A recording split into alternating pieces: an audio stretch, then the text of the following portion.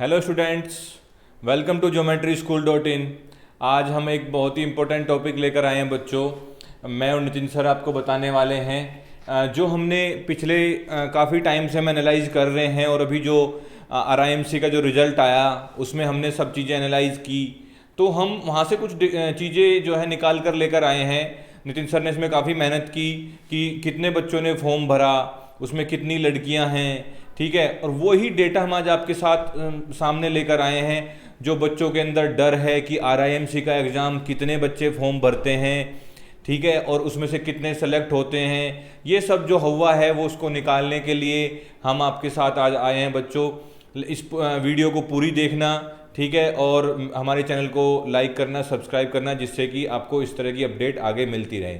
सो Nitin sir, start करेंगे, क्या है आज का टॉपिक? सर वेलकम बच्चों।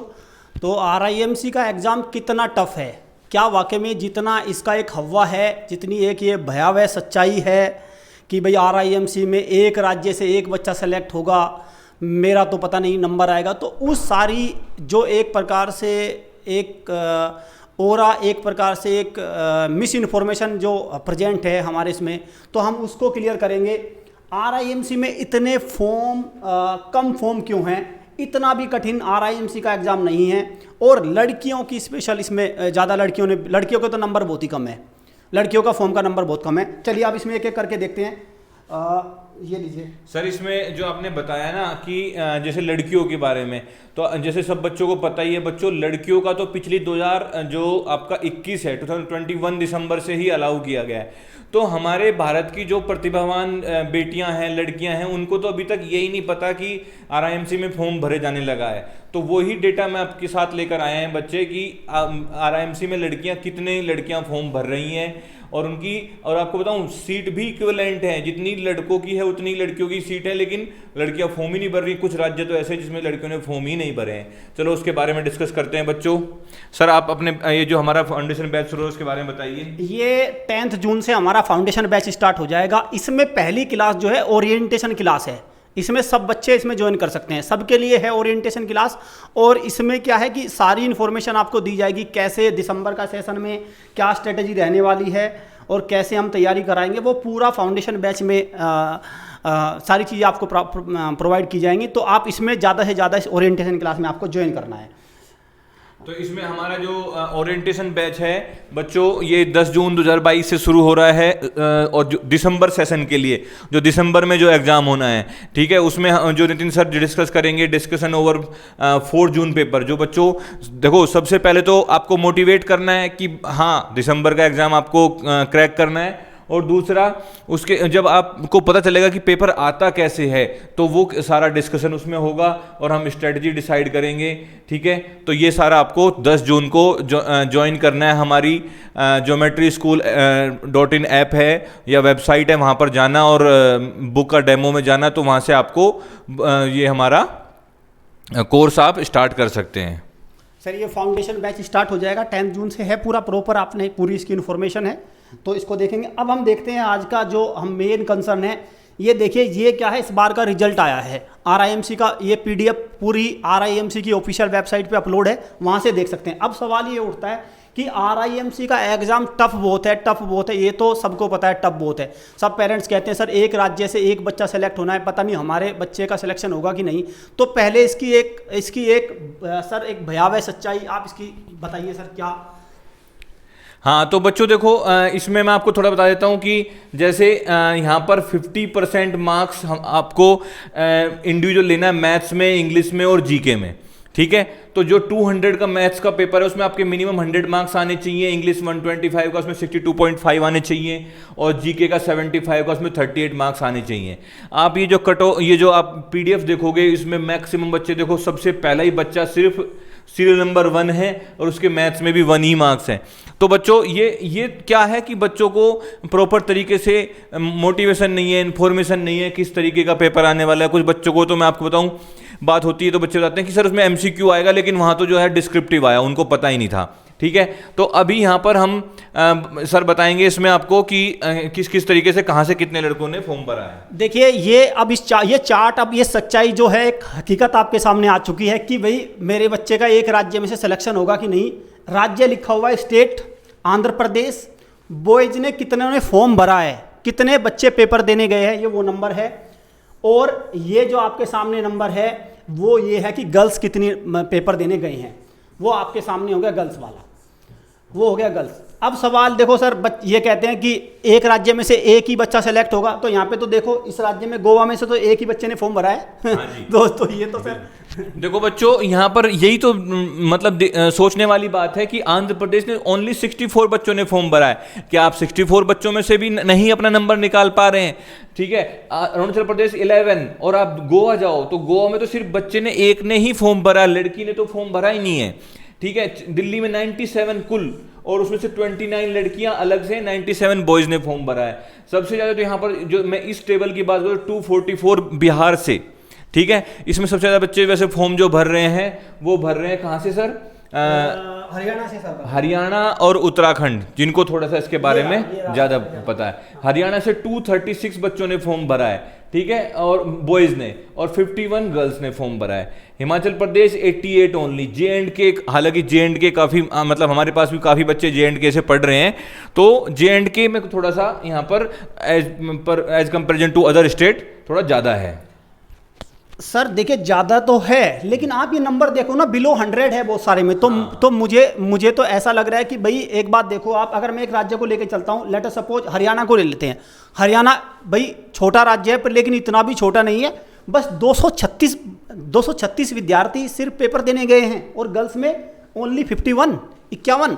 तो अगर मैं इसको कंपैरिजन में देखूं सैनिक स्कूल में या नवोदय में या आरएमएस में, जो नंबर ऑफ स्टूडेंट्स अपीयर हो रहे हैं और जो वैकेंसी है उसके हिसाब से, तो मुझे लगता है सर यहाँ पे कुछ मुझे तो ज़्यादा आसान दिख रहा है। हाँ सर, मैं आपको बताऊँ, डिस्ट्रिक्ट में जो आपने नवोदय की बात की, नवोदय में सर 3500-4000 फॉर्म नवोदय में भरे जाते हैं, सिर्फ ओनली एक डिस्ट्रिक्ट से। हाँ। और यहाँ तो हम ऑल ओवर, कहाँ एक डिस्ट्रिक्ट और कहाँ ऑल ओवर इंडिया, वहाँ पर इतने फॉर्म भरे जा रहे हैं। सर अराउंड अगर नवोदय की बात करें सर 25 लाख बच्चे पेपर देने बैठते हैं नवोदय में, 25 लाख, और यहाँ पे निकल के आया तकरीबन 2,500-3 हज़ार बच्चे।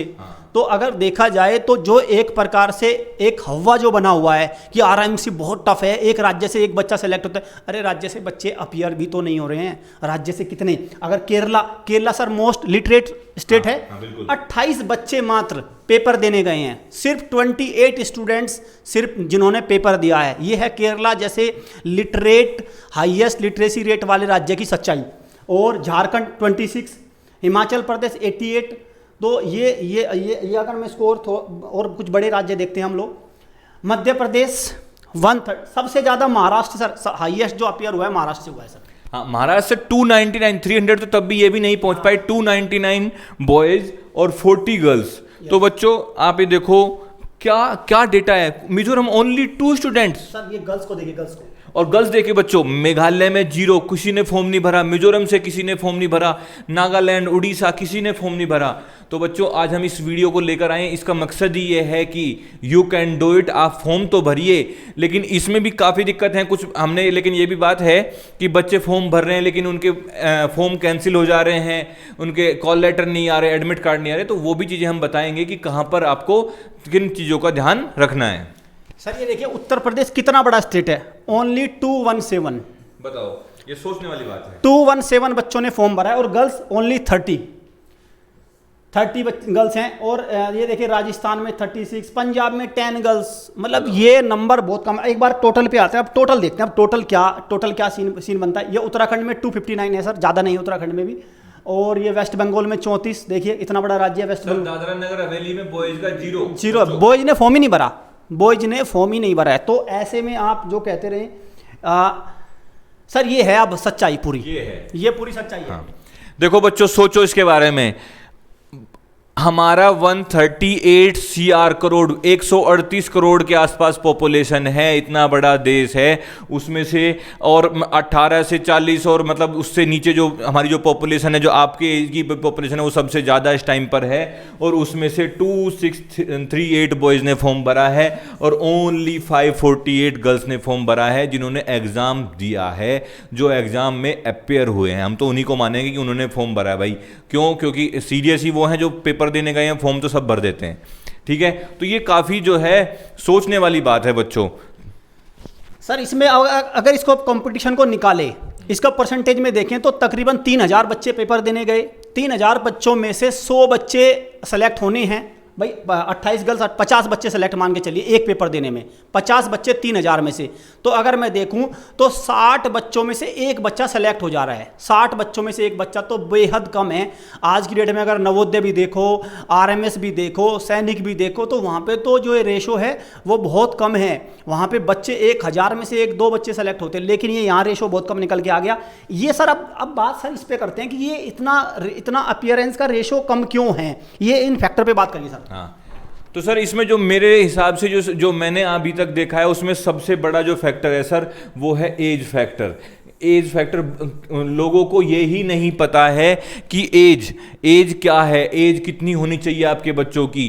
ठीक है, मेरे पास दुनिया भर के मैसेजेस आते हैं, कॉल्स आते हैं कि सर मेरे बच्चा एलिजिबल है क्या, सर मैं एलिजिबल हूँ क्या। मैं उनको अब जब कैलकुलेट करता हूँ तो वो जो है ओवर एज हो जाते हैं। तो बच्चों इस बात का आपको ध्यान रखना है, एज का बहुत ध्यान रखना है। मैंने आपको एक वीडियो हमने पहले बनाई थी उसमें भी बताया था। अभी भी टाइम है, आप फॉर्म भर सकते हैं। मैं अभी बता देता हूँ, जो दिसंबर का जो एग्ज़ाम होगा बच्चों, जो दिसंबर का एग्ज़ाम होगा, दिसंबर के एग्ज़ाम में मैं आपको एज बता देता हूँ कि किनको ध्यान रखना है। जिनकी एज 1 जुलाई 2010 के बाद की है, 1 जुलाई 2010, मैं फिर से लिख देता हूँ बच्चों यहाँ पर, 1 जुलाई 2010 से बाद में जो बॉर्न हैं वो बच्चे इसको फॉर्म को भर सकते हैं। 1 जुलाई 2010, ये क्लियर है बच्चों। तो ये आपको दिसंबर वाले बच्चे ये देख लो, अभी भी टाइम है। जिन्होंने ये वीडियो देख रहे हैं और वो उनका इसमें एज क्राइटेरिया बैठ रहा है तो वो फॉर्म भर सकते हैं बच्चों। ठीक है सर, एक तो आपने बिल्कुल सही एज का कर दिया कि 1 जुलाई 2010 के बाद की भाई, पहले की नहीं है, बाद की। ठीक है, वो भर सकते हैं। सर दूसरा एक कारण मैं और भी इसमें बताना चाहूँगा सर, ये क्या है कि एक्चुअली ये फॉर्म फिजिकल भरा जाता है। भाई सैनिक स्कूल का, आरएमएस का या नवोदय का, सबके ऑनलाइन फॉर्म भरे जाते हैं, लेकिन ये फॉर्म ऐसा है जो फिजिकल भरा जाता है। इसमें पेरेंट्स को पेन लेना पड़ेगा। भाई देखो, छोटा मोटा एंट्रेंस नहीं है, पेरेंट्स को इसमें घर से बाहर निकलना पड़ेगा। और मुझे लगता है इसमें बच्चों का सर बच्चों का आलस्य, भाई बच्चे तो उनको तो पता नहीं। हाँ सर, इसमें मुझे लगता है कि बच्चों का कम आलस्य है, पेरेंट्स की मक्कारियाँ ज़्यादा है। मैं इसको साफ इसको देखो, मैं आपसे मीठे मीठे शब्दों का यूज नहीं करना चाहता। पेरेंट्स की इसमें आलस्य ज़्यादा है, पेरेंट्स इसमें कम पेन ले रहे हैं, वो घर से बाहर नहीं निकलना चाहते। भाई देखिए, आपको अपने बच्चे का सिलेक्शन कराना है, करियर कराना है, तो धक्के तो आपको खाना पड़ेंगे, पूरे आपको घूमना पड़ेगा, सब चीज़ डॉक्यूमेंट ठीक कराने पड़ेंगे, सारा काम कराना पड़ेगा। छोटा मोटा एंट्रेंस नहीं है, बहुत बड़ी जॉब है। जॉब समझिए, ये एक प्रकार से स्कूल एंट्रेंस ना होके एक जॉब का सिलेक्शन है। तो सर इसमें पेरेंट्स का भी दूसरा अगर हम कहें तो इसमें रहे।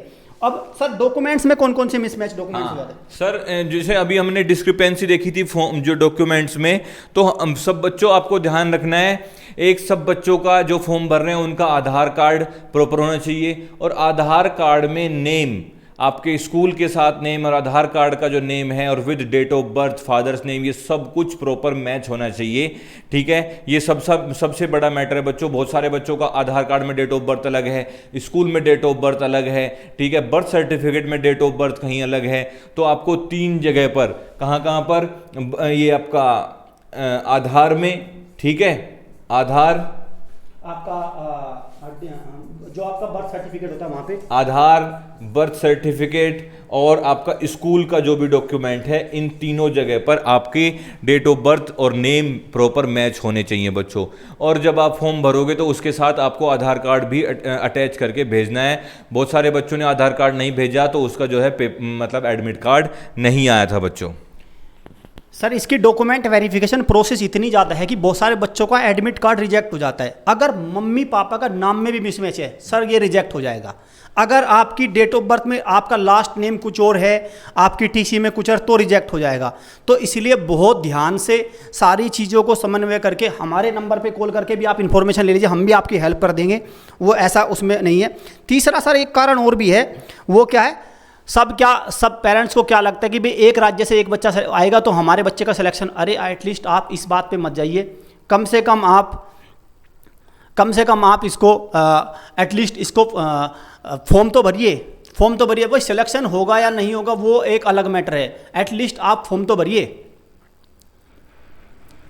हाँ, सिलेक्शन ना, ये सर बड़ा चांस है सिलेक्शन ना होने का डर, क्योंकि सबको बस ये रहता है कि सिलेक्शन नहीं होगा यार, वहाँ तो सिर्फ 25 बच्चों का सिलेक्शन होना है ऑल ओवर इंडिया से, मिनी यूपीएससी है, टफ है। हाँ टफ है, लेकिन जब जैसे हम डेटा आपको दिखा रहे हैं उस हिसाब से तो आपके बच्चे का सिलेक्शन हो सकता है। जो हमने आपको बोला था 50% जो कट ऑफ वाला जो मैटर है वो बच्चा क्लियर कर पा रहा है ना, तो आपके बच्चे का इंटरव्यू कॉल आ जाएगा बच्चों, ठीक है। तो इस तरीके से हमारे बच्चे का कहाँ होगा कैसे होगा ये कुछ नहीं है, आपको प्रॉपर तैयारी कराओ, फॉर्म भराओ और ज़रूर आपके बच्चे के चांस हैं सिलेक्शन होने के, ठीक है बच्चों।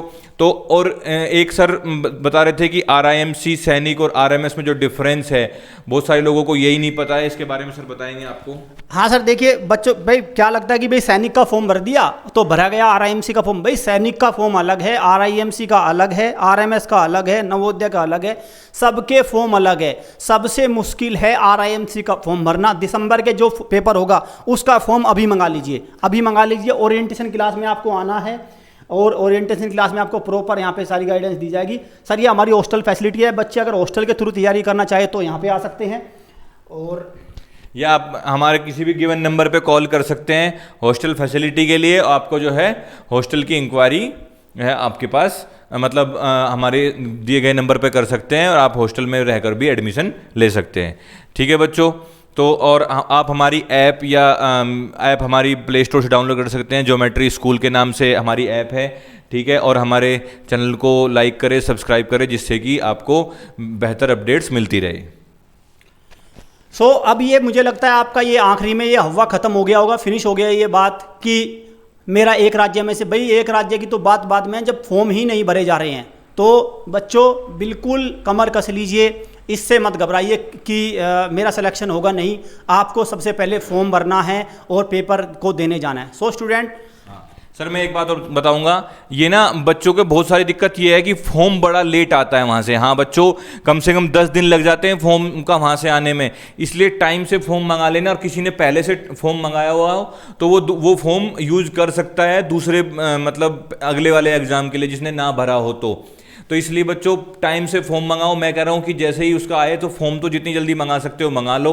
फॉर्म मंगाने के बाद आप प्रॉपर टाइम से भरकर अपने स्टेट का, जहाँ से भी, फॉर एग्जांपल आप यूपी से हो तो आपका लखनऊ जाएगा, ठीक है। दिल्ली है तो दिल्ली आपका ओल्ड सेक्रेटरीट में डायरेक्टरेट ऑफ एजुकेशन का हेड ऑफिस है, वहाँ पर आपका फॉर्म जमा होगा। फॉर्म आप डायरेक्ट वहाँ जमा कर दीजिए या बाई पोस्ट, तभी आपका एडमिट कार्ड आएगा। तो ये आपको बहुत टाइम से करना है। बहुत सारे बच्चों को तो अब की बार ऐसा भी हुआ कि एडमिट कार्ड की बात छोड़ो, उनका फॉर्म जो है तब आया जब लास्ट डेट ख़त्म हो चुकी थी फॉर्म सबमिट करने की। तो इसलिए आपको बिल्कुल भी लेट नहीं करना, लेजीनेस नहीं दिखानी। ये इन्फॉर्मेशन या मतलब ये जो मेरी गुजारिश है वो पेरेंट्स से है कि देखो ये सारा काम आपको करना है, तो इसलिए टाइम से फॉर्म मंगाओ और टाइम से भरकर उसको, मैं कह रहा हूँ काफ़ी पहले जमा कर दो, जिससे कि प्रॉपर टाइम पर आपका एडमिट कार्ड आ जाए। थैंक यू बच्चों, thank you for watching this video. जरूर सभी बच्चे इसमें हमारे साथ, कोई भी आपको किसी भी कोर्स में जुड़ना है तो आपको दिए गए नंबर पर आप कॉल कर सकते हैं, 7088827111 या 222, किसी भी नंबर पर कॉल करें, आपको पूरी हेल्प की जाएगी। Thank you, have a good day.